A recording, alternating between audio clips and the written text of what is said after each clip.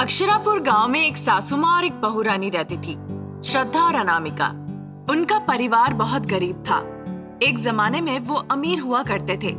उनके रिश्तेदार ने भी उन्हें धोखा दे दिया। बिना किसी की सहायता के ही वो रह रहे थे। अब सासू माँ, बहू रानी और बहू रानी के पति एक छोटे से कुटिया में रहते थे। एक दिन अनामिका कहती है, सासू माँ, आप कहाँ हैं? क्या हुआ? इस तरह से क्यों चिल्ला रही हो? बताओ बेटा। सासू माँ, मुझे कुछ खट्टा खाने का मन कर रहा है। इस तरह से बहू ने कहा। बहू की बातें सुनकर सासू माँ कहती है, इसका मतलब तुम माँ बनने जा रही हो? हे भगवान, ये क्या हो गया? ये कहकर सासू माँ रोने लगी। फिर अनामिका आश्चर्य होके कहती है, सासू माँ, इतनी अच्छी खबर सुनने के बाद मुझे ये नहीं समझ में आ रहा आप दुखी क्यों हो रही हैं? अब दुखी ना होकर क्या कर सकती हूँ अनामिका? पहले से ही हमारी परिस्थिति अच्छी नहीं है। अगर फिर बच्चे आए तो पता नहीं हमारी परिस्थिति और कैसी होगी। मैं काफी डरी हुई हूँ। एक दिन अगर हम ना खाना खाएं तो चलेगा, पर वक्त वक्त पर बच्चे को दूध पिलाना होगा और साथ ही तुम्हें भी प्रोटीन युक्त आहार लेना होगा। हमारी इतनी हैसियत नहीं है, इसीलिए मैं रो रही हूँ अनामिका। बताओ क्या करूँ? अरे माँ जी, मत रोइए, हम बच्चे को अबॉर्शन करा देंगे, आप चिंता ना करें। तुम ऐसा क्यों कह रही हो? नहीं, ऐसा मत करो।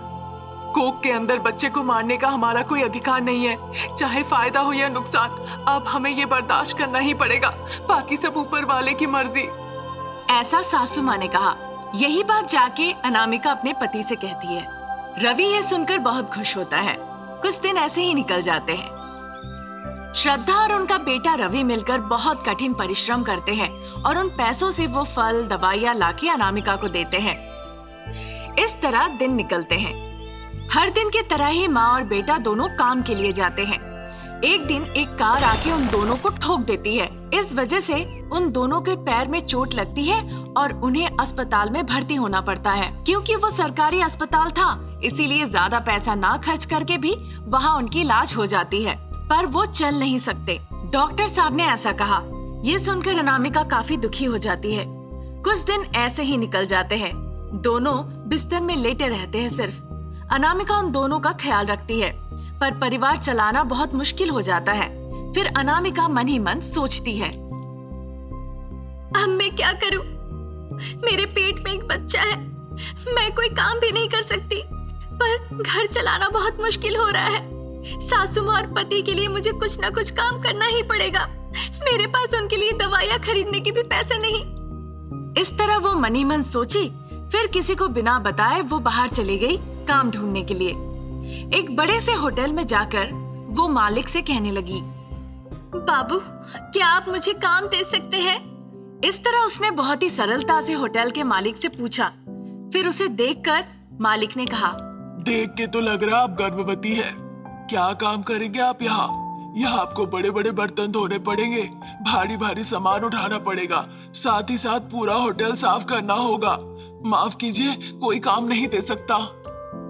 कृपया इस तरह से ना कहें। मैं गर्भवती होने के बाद भी यहाँ आई हूँ काम के लिए। आप मेरे घर की परिस्थिति को समझने की कोशिश कीजिए। हमारी परिस्थिति बिल्कुल ठीक नहीं है। मेरी सासू माँ और पति दोनों के पैर में चोट लगी है और वो बिस्तर पर पड़े हुए हैं। उनके लिए दवाइयाँ भी नहीं है। ऐसा है कि खाने के लिए भी कुछ नहीं। हम बहुत गरीब हैं। हमारे ऊपर थोड़ी दया कीजिए और मुझे काम दे दीजिए। उसने इस तरह से कहा। ये सुनकर वो कुछ कह नहीं पाए। थोड़ी देर के बाद होटल के मालिक कहते हैं, ठीक है, छोटे छोटे काम तुम कर लो और भारी काम कोई और कर लेगा। उनकी बातें सुनकर अनामिका बहुत खुश हो गई। वो बेंच की साफ सफाई, जमीन की साफ सफाई करने लगी। थोड़ी देर में ही उसने सारा काम खत्म कर लिया। फिर अनामिका होटल के मालिक के पास गई। मालिक, आपने जैसा कहा था, सारा साफ सफाई का काम खत्म हो गया है, देख लीजिए। उसने इस तरह से कहा।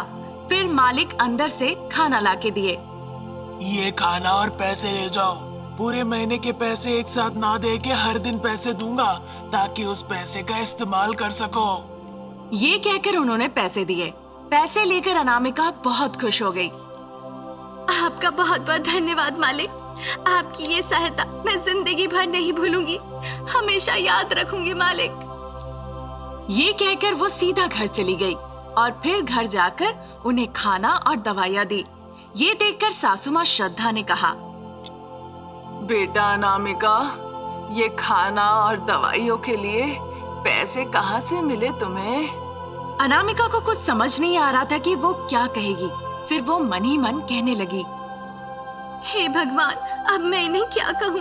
अगर इन्हें पता चल गया कि मैं काम कर रही हूँ, वो मुझे बाहर जाने नहीं देंगे काम के लिए, और अगर मैं काम नहीं की तो हमारा परिवार कैसे चलेगा? इस तरह वो सोचकर दुखी हो गई। इस बीच श्रद्धा कहती है, अनामिका, मैं तुम्ही से पूछ रही हूँ, जवाब दो।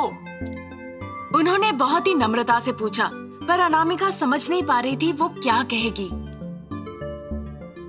वहाँ पे एक बड़े से जमींदार है, उनके बेटे का जन्मदिन है शायद, इसीलिए वो पैसे और खाना बांट रहे थे गरीबों में। उन पैसों से मैं दवाइयाँ और खाना लेकर आई हूँ आपके लिए। देखा तुमने अनामिका, ईश्वर कहीं और नहीं, हमारे बीच में ही है। उन्हें पता चल गया कि हम मुसीबत में हैं, इसीलिए उन्होंने उस सज्जन को भेजा हमें सहायता करने के लिए। फिर अनामिका ने भी सासू माँ के बातों पर हाँ कह दिया। वो दिन वैसे ही खत्म हो गया। दूसरे दिन फिर अनामिका काम के लिए गई, खाना और पैसे दोनों ले आई। फिर आकर दूसरा कुछ बहाना बताई। इस तरह दिन निकल रहे थे। वो काम भी कर रही थी। एक दिन उस होटल के मालिक को दिल का दौरा पड़ा। उस वक्त वहां पर कोई नहीं था। जब अनामिका वहां गई, वो देखी मालिक जमीन पे पड़े हुए हैं।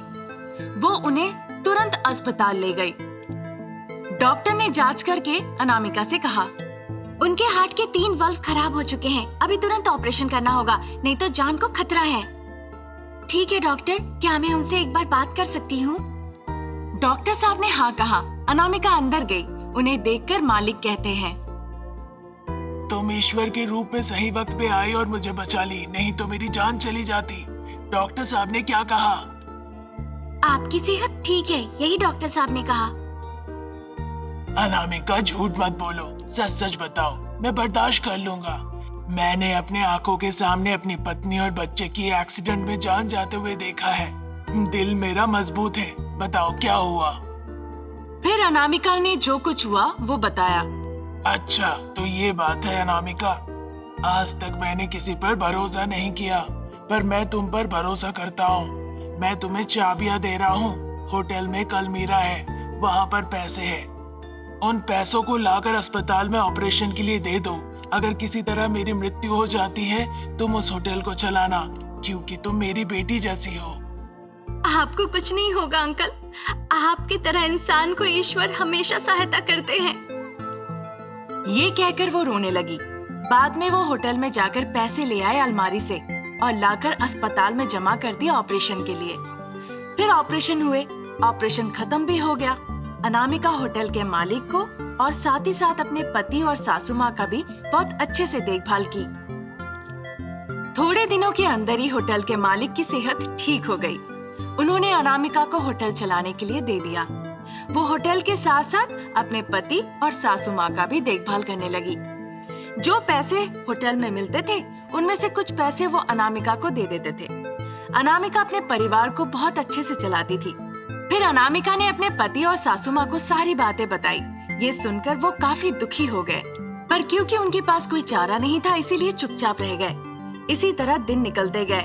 अनामिका मालिक का ख्याल रखती थी और मालिक अनामिका को अपनी बेटी की तरह देखते थे। अनामिका होटल भी देखती थी। कुछ दिनों के बाद उसे लेबर पेन हुआ और अनामिका ने एक पुत्री संतान को जन्म दिया। फिर होटल के मालिक ने उस होटल को बच्चे के नाम लिख दिया। ये जानकर अनामिका आश्चर्य हो गई। आपने ऐसा क्यों किया मालिक? अनामिका के इस बात पर उन्होंने कहा कि वो इस बच्ची को अपनी पोती की तरह देखते हैं। इस बात पर अनामिका कुछ जवाब नहीं दे पाए। फिर अनामिका होटल का देखभाल करती थी और मालिक को अपने पिता जैसे देखती थी। साथ ही साथ अपनी सासू माँ और पति का भी ख्याल रखती थी। वो बहुत परिश्रम करती थी और सब कुछ अच्छे से चलाती थी। अनामिका के इस तरह के परिश्रम और मेहनत को देखकर हर कोई बहुत खुश होता था। इस तरह अनामिका अपनी पूरी जिंदगी उनकी सेवा में लगा दी।